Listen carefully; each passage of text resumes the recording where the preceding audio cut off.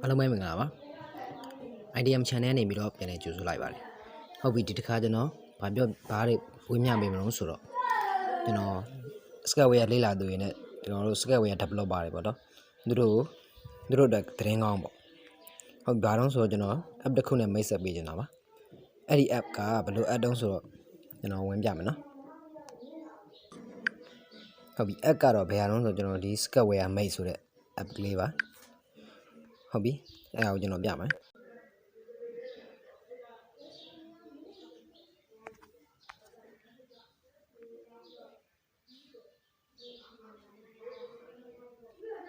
ဟုတ်ပြီဒီ app ကလေးကဘယ်လိုတုံးဆိုတော့ကျွန်တော်တို့အရင်ဆုံးဒီဟာတွေကိုအကြောင်းကျွန်တော်မပြောခင်ကျွန်တော်ဒီ app ရဲ့အကြောင်းလေးကိုနည်းနည်းပြောပြချင်တယ်ကျွန်တော်ဒီ about app ဆိုတာရှိတယ်အဲ့မှာကျွန်တော်တို့ဒီ app ရဲ့အကြောင်းပါတယ်ပေါ့အဲ့ရဲ့နာမည်က Sketchware Mate ပေါ့နော် Sketchware Mate ပေါ့ version က 1.0 ပဲရှိသေးတာဟုတ်ပြီ develop လုပ်တာ Sketchware Mate တီးရနေပြီး develop လုပ်တာပေါ့နော်နောက်ပြီးတော့ purpose ရည်ရွယ်ချက်ကဒီ app ရဲ့ရည်ရွယ်ချက်ရေးထားတယ်ဗျာဘာလို့လဲဆိုတော့ဒီ app ရဲ့ရည်ရွယ်ချက်ကတော့ကျွန်တော်တို့ရဲ့ကိုရေးကိုတာစီးပွားရေးအတွက်လုံးဝမဟုတ်ပါဘူးတဲ့ဒီ app ရဲ့ရည်ရွယ်ချက်ကတော့ဘာလို့ဆိုတော့ Sketchware လေ့လာသူတွေနဲ့ developer တွေအတွက်လွယ်ကူနဲ့ကိုလိုချင်တဲ့ blog တွေပေါ့နော် blog တွေနဲ့ code တွေကိုတနေရာထဲမှာအလွယ်တကူရှာဖွေနိုင်အောင်လို့ဖြစ်ပါတယ်တဲ့ဒီ app မှာတော့ကြော်ညာတွေထည့်ထားတယ်ဆိုတာလေဒီ app မှာကြော်ညာတွေပါတယ်ပေါ့နော်ကြော်ညာပါတယ်ပေါ့ကြော်ညာ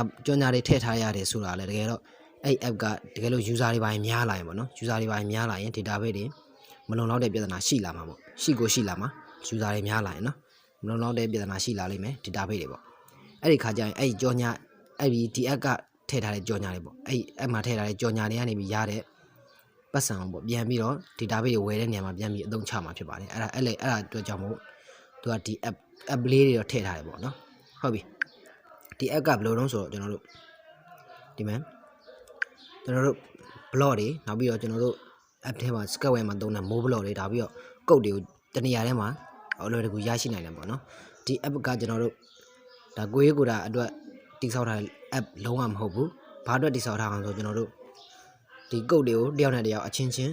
မျှဝေပြီးတော့ပေါ့နော်ဒီနေရာမှာမျှဝေပြီးတော့ပြန်သုံးအောင်လို့လုပ်ထားတာဟုတ်ပြီကျွန်တော် blog ဆိုတာဝင်လိုက်မယ်ကြော်ညာတော့ပါရယ်နော်ဟုတ်ပြီကျွန်တော်ကြော်ညာတော့မပြတော့ဘူးကြော်လိုက်တော့မယ်နော်ဟုတ်ပြီဒီ blog ဆိုတဲ့ဟာတွေမှာတော့ကျွန်တော်တို့ blog ကတစ်ခုတည်းပဲရှိသေးတယ်တကယ်လို့ကိုယ့်ဒီမှာရှိတဲ့ blog တွေကိုလည်းတခြားကျွန်တော်တို့လို Sketchware developer တွေအတွက်မျှဝေချင်တယ်ဆိုရင်ဒီအောက်မှာအပေါင်း icon လေးရှိတယ်အဲ့ icon လေးကိုနှိပ်ပြီးတော့ကိုယ့်ဒီမှာရှိတဲ့ blog တွေကိုဒီမှာပြထားပေါ့နော်ဒီကိုယ့်ဒီမှာရှိတဲ့ဒါ blog တွေရဲ့ list အဲ့ဟာကိုဒါမျိုးတစ်ချက်ကလစ်လိုက်ပြီးတော့တင်လို့ရတယ်ပေါ့နော်တစ်ချက်ကလစ်လိုက်ပြီးတင်လို့ရတယ်ဟုတ်ပြီနောက်ပြီးတော့ကျွန်တော်တို့ move blog ဆိုတာရှိတယ် move blog တော့တော်တော်လေးအသုံးများတဲ့ဟာဖြစ်ပါတယ်အဲ့ blog ကိုကျွန်တော်ဝင်ပြမယ်နော်ဟုတ်ပြီဒီမှာတော့တော်တော်လေးတင်ထားတာရှိတယ်နော်တော်တော်လေးတင်ထားတယ်ဒါဒီဟာလဲကျွန်တော်လဲဒီမှာ blog တွေ move blog တွေတင်ထားရပါတော့ဒါကိုယ်ဒီမှာရှိတဲ့ဟာအတွက်မျှဝေတာပေါ့သူများတွေလည်းသုံးလို့ရအောင်လို့ဒါမျှဝေပြီးပေးထားပေါ့တကယ်လို့ဒီ blog ကိုကျွန်တော်လုပ်ချင်ကျွန်တော်အလွယ်တကူပဲကျွန်တော်ဒီခါလေးကိုကလစ်လိုက်တာနဲ့ကျွန်တော်တို့တခါလေး download ဆွဲပြီးတော့ကိုယ့်ရဲ့ move blog ဆိုတဲ့နေရာမှာသွားပြီးတော့ကြည့်လို့ရတယ်ဟုတ်ပြီဘယ်နေရာမှာပေါ်လာမလို့ဆိုကျွန်တော်ပြမယ်ဟုတ်ပြီကျွန်တော်တို့ move blog ကဘယ်နေရာမှာပေါ်လာမလို့ဆိုဒီ import from collection ဆိုတာရှိတယ်အဲ့ဒါနှိပ်လိုက်မယ်ဆိုရင်ဒါဆိုရင်ကိုယ့်ဒီမှာရှိတဲ့ blog တွေအကုန်လုံးရှိလိမ့်မယ်ကျွန်တော် download ဆွဲလိုက်တဲ့ blog ဆိုရင်ဒီအောက်ဆုံးလေးမှာပေါ်လာလိမ့်မယ်နော်ထပ်ပြီးပေါ်လာလိမ့်မယ်ဒါ move blog ပေါ့နောက်ပြီးတော့အပေါ်ဆုံးကခုနကကျွန်တော်တို့ app ထဲမှာကြည့်ခဲ့တဲ့ဒီအပြာရောင်လေးနဲ့လေဒီအပြာရောင်လေးနဲ့ blog ဆိုတဲ့ဟာကျတော့ဒီ blog ဆိုတဲ့ဟာကျတော့ဘယ်နေရာမှာပေါ်မလို့ဆိုတော့ကျွန်တော်တို့ဒီမယ်ဒီဟာရဲ့ဘေးမှာကျွန်တော်တို့အလွယ်တကူလုပ်လို့ရအောင်လို့ကျွန်တော်တို့ blog တွေဆက်တဲ့အခါမှာလည်းတခါတည်းဒါမျိုးဆွဲထုတ်ပြီးတော့တခါတည်းဆက်လို့ရအောင်လို့အဲ့နေရာမှာပေါ်လာလိမ့်မယ်နော်ဟုတ်ပြီနောက်ပြီးတော့ကျွန်တော်တို့ကုတ်ကတော့သိမှာပါလူတိုင်းသိမှာပါဟုတ်ပြီဒီကောင်ကတော့ဟုတ်ပြီကုတ်ထဲဝင်ပြမယ်ဒီကောင်ကတော့ဘာမှလုပ်ဆရာမလိုဘူးထူလုပ်ဆရာမလိုကျွန်တော်တို့လိုချင်တဲ့ကုတ်ကိုဒါမျိုးဒီနေရာမှာကြိုက်တဲ့နေရာမှာကလစ်လိုက်ရဗျာကလစ်လိုက်ပြီးတော့ကျွန်တော်တို့ယူလိုက်လို့ရတယ်ဟုတ်ပြီဒီမဲ့ကိုလိုချင်တဲ့ blog ရှိရင်ကျွန်တော်တို့ရှားပြီးတော့ယူလို့ရတယ်ထားပါတော့ကျွန်တော်တို့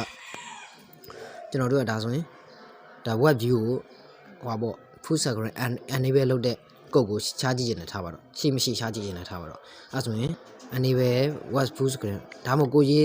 တဲ့နေရာကနေစပြီးရေးလို့ရတယ် web and web web and ဒါဆိုရင်ဒီမှာတွေ့ပြီ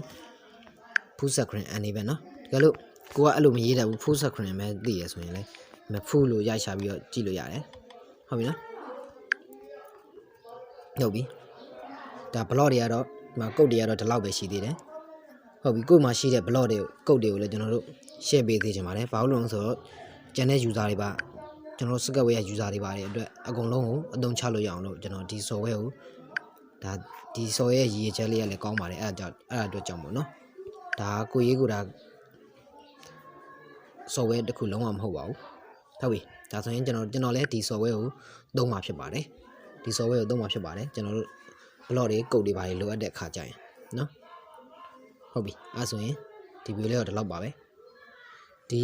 software လေးကိုကျွန်တော်ဒီ video ရဲ့ကျွန်တော် description မှာ link ချပေးထားလိုက်မယ်နော်စိတ်ဝင်စားရင်ဆို download ဆွဲပြီးတော့သုံးလို့ရပါတယ်ကျွန်တော်လည်းသုံးမှာဖြစ်ပါတယ်ဟုတ်ပြီတကယ်လို့ဒီဟာကိုလည်းကျွန်တော် download ဆွဲထားခြင်းပါတယ်ဆွဲထားသေးခြင်းနဲ့ဘာလို့လဲဆိုတော့တကယ်လို့ကျွန်တော်ရဲ့ channel ကနေပြီးတော့နော် code တွေပါတယ် blog တွေပါတယ်ပေးရရှိရဆိုရင်လည်းဒီကောင်လေးက public software လေးဖြစ်တဲ့အတွက်ကျွန်တော်ဒီမှာတခါတည်းအပေါင်း icon လေးကိုနှိပ်ပြီးတော့ကျွန်တော်တင်လိုက်တာနဲ့ကျွန်တော်တခါတည်းအဆင်ပြေမှာဖြစ်ပါတယ်နော် code တွေ blog တွေပေးရရှိရင်ဒီမှာပေးလို့ရတယ်ဒါဆိုရင်တော့ကျွန်တော်တို့ဘာမှထည့်တက်စရာအကြောင်းမရှိတော့ဘူးဗျာဒီ software လေးနဲ့ဆိုရင်တော့ကျွန်တော်တို့အဲ့ blog တွေ code တွေပါတယ်ကျွန်တော်တို့ blog တွေပါတယ်ကျွန်တော်တို့ဘာမှထည့်တက်စရာအကြောင်းမရှိဘူးကျွန်တော်တို့ click လိုက်တာနဲ့ထည့်ပြီးသားဖြစ်သွားရဲ့အတွက်လုံးဝအဆင်ပြေပါတယ်အဲကြောင့်မို့ဒီ software လေးကနေပြီးကျွန်တော်ပေးဖို့စဉ်းစားထားပါတယ်အဲကြောင့်မို့ဒီကောင်လေးကိုလည်းသုံးသိချင်ပါတယ်အားလုံးကိုကျေးဇူးတင်ပါတယ်ဗျ